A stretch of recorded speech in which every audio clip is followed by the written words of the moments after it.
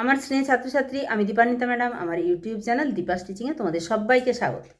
তোমরা যারা 2026-এ মাধ্যমিক পরীক্ষা দিয়েছো, তোমাদের জন্য একদম প্রত্যেকটি কোশ্চেনের সঠিক উত্তরপত্র বিভিন্ন ইউটিউব চ্যানেলে বিভিন্ন রকম উত্তর করে দিয়েছে। বিশেষত জড়বিজ্ঞানের ক্ষেত্রে তো বিভিন্ন প্রশ্নেরই উত্তর নিয়ে বিভিন্ন রকম মতানৈক দেখলি একটা না একটা কিছু। আমার শ্রেণীর ছাত্রছাত্রী, আমি দীপান্বিতা ম্যাডাম, আমার ইউটিউব চ্যানেল দীপাস টিচিংয়ে তোমাদের সবাইকে স্বাগত। তোমরা জানো আমি জিওগ্রাফি টিচার, কিন্তু চেষ্টা করি এডুকেশনাল সমস্ত আপডেট বা যেই সমস্ত অন্যান্য সাবজেক্টের বিষয়গুলো তোমাদের কাছে সহজ করে তুলে ধরতে পারবো সেই সমস্ত ভিডিও নিয়ে আসা। আজকে যেমন নিয়ে এসেছি জড়বিজ্ঞানের, মাধ্যমিকের জড়বিজ্ঞানের কোশ্চেন দেখে তোমরা বিভিন্ন ইউটিউব চ্যানেলে বিভিন্ন রকম উত্তর দেয়, সেগুলো থেকে বিভ্রান্ত হও। একদম পর্ষদ যেটাকে সঠিক হিসাবে মূল্যায়ন করেছে বা যেগুলোতে তোমরা নম্বর পাবে, একদম সেই উত্তরগুলোই দেখাবো এক এক করে। তো চলো শুরু করা যাক জড়বিজ্ঞানের প্রথম প্রশ্ন। দেখো, প্রথমে এটা জড়বিজ্ঞানের বহু বিকল্প ভিত্তিক প্রশ্ন। একেরটি, নিচের কোন গাছটি ওজন স্তর ক্ষয়ে সহায়তা করে না? সেটা হচ্ছে CO2। আমি পরপর উত্তরগুলো দেখিয়ে দিচ্ছি। 1.2-তে সঠিক উত্তর হবে বি এরটা, 8.5 গ্রাম। 3-এর দাগে সঠিক উত্তর হবে এ এরটা, 224 লিটার। তাপ পরিবাহিতাঙ্কের এসআই একক হলো, সঠিক উত্তর হচ্ছে ডি এরটা। এরপরে চলে যাব 5-এর দাগে, মানুষের সুস্থ চোখের ক্ষেত্রে দূরবিন্দুর অবস্থান হলো অসীম দূরত্বে। 1.6-এর সঠিক উত্তর 0 ডিগ্রি। কত সংখ্যক ইলেকট্রনের মোট আধান 1C? এটা সঠিক উত্তর সি, অর্থাৎ 6.25 × 10⁻18। তাপমাত্রা বৃদ্ধিতে রোধ হ্রাস পায় সিলিকনের। এখানে কিন্তু বিভিন্ন উত্তর নিয়েই কন্ট্রাডিকশান হয়েছিল। আমি একদম পর্ষদের দেয়া যেই প্রশ্নের যেই উত্তরটি একদম সঠিক সেটি কিন্তু তোমাদের কাছে নিয়ে এসেছি। 1.9-এর সঠিক উত্তর হচ্ছে এ। এখানে 1.10-এর সঠিক উত্তর হচ্ছে এ, অর্থাৎ 1। অ্যামোনিয়া শুষ্ককরণের জন্য ব্যবহৃত হয়, সঠিক উত্তর বি, CaO। এরপরে চলে যাব 1.12, সেখানে সঠিক উত্তর হচ্ছে বি, Zn। 1.13, এটার সঠিক উত্তর হচ্ছে ডি, গাঢ় নীল। 1.14, সঠিক উত্তর অ্যাসিটিক অ্যাসিডের জলীয় দ্রবণের, সঠিক উত্তর ডি। 1.15, সঠিক উত্তর এ, 109 ডিগ্রি 28 মিনিট। এরপরে যাব 2-এর দাগে। 2-এর দাগে বায়োগ্যাসের মূল উপাদানটির নাম লেখো, মিথেন বা CH4, যা লিখবে নম্বর পাবে। আমাদের শ্বাসক্রিয়ার সঙ্গে জড়িত এমন একটি গ্যাসের নাম লেখো যেটির পরিমাণ বায়ুমণ্ডলে বাড়লে বিশ্ব উষ্ণায়ন ঘটে, CO2। প্রাকৃতিক গ্যাসের তাপন মূল্য 50 কিলো জুল। ইনভার্স বলতে কি বোঝায়? অর্থাৎ এটা বলতে বোঝায় 1 গ্রাম কোনো প্রাকৃতিক গ্যাসের দহন ঘটালে 50 কিলো জুল তাপশক্তি উৎপন্ন হবে। 2.3, সঠিক উত্তর, এখানে সত্য বা মিথ্যা লেখো। প্রথমেরটির উত্তর মিথ্যা। এবং 2.4-এ আদর্শ গ্যাস ধ্রুবকের এসআই এককটি হলো, এখানে লেখাই আছে, তোমরা নিশ্চয়ই দেখতে পাচ্ছ, এবং তোমাদের সাথে মিলেছে কিনা অবশ্যই আমাকে কমেন্ট সেকশানে জানিও।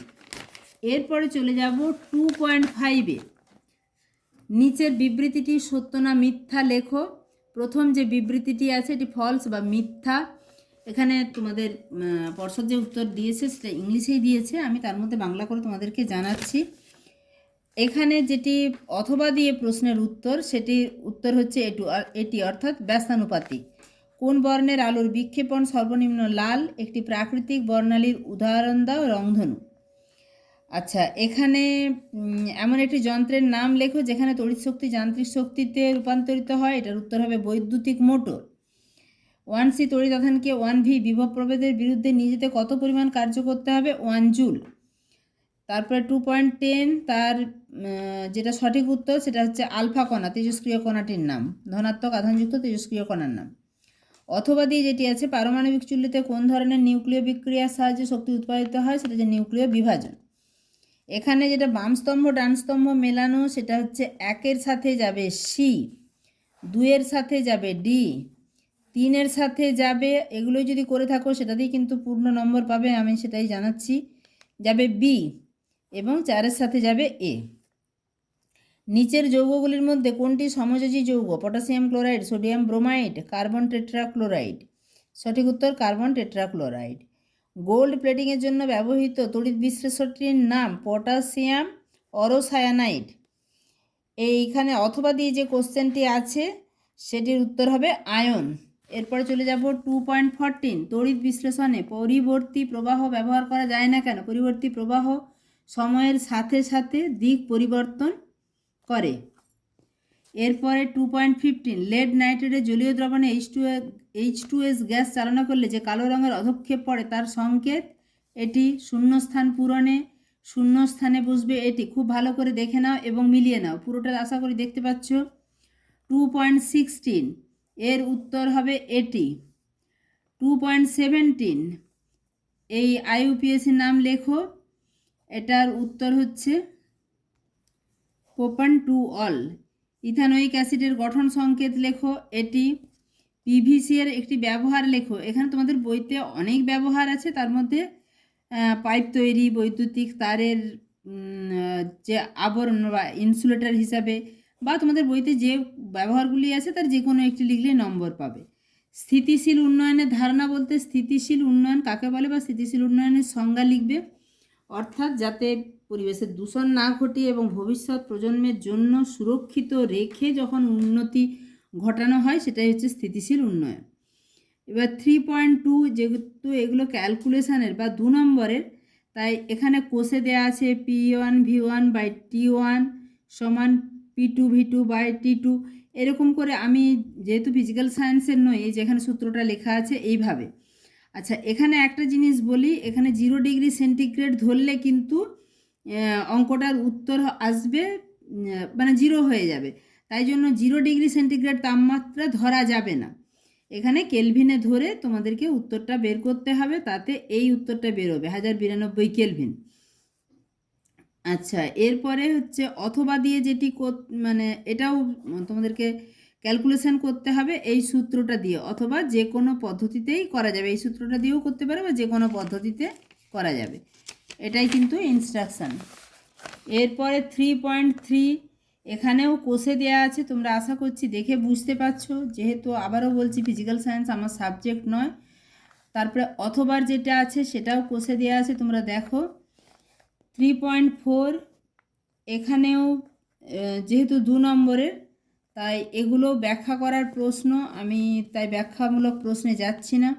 অথবা দিয়ে যেটি আছে তার উত্তরটাও এখানে করে দেয়া আছে। আচ্ছা, এখানে একটি কঠিন এবং একটি তরল সমযোজী যৌগের উদাহরণ দাও। তোমরা আশা করি উদাহরণটা দিতে পারবে। 2.7টা দেখো, H2S গ্যাস। আচ্ছা, মুক্তবায়িত তামার পাত্র সবুজ বর্ণ ধারণ করে কেন? আশা করি তোমরা এটার উত্তর লিখেছো, যেহেতু ব্যাখ্যামূলক তাই আমি আর দিচ্ছি না।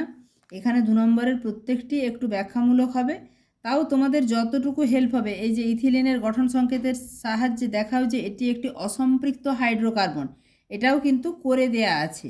এটা থেকে দেখা যাচ্ছে এটা হচ্ছে অসম্পৃক্ত হাইড্রোকার্বন। আশা করি ভিডিওটা তোমাদের ভীষণ কাজে লাগবে, তাই অবশ্যই বন্ধুদের মাঝেও শেয়ার করে দিবে যাতে তারাও মিলিয়ে নিতে পারে। এবং অবশ্যই ভিডিওটাতে একটা লাইক করে দিও, চ্যানেলে নতুন হলে চ্যানেলটা সাবস্ক্রাইব করে রেখো।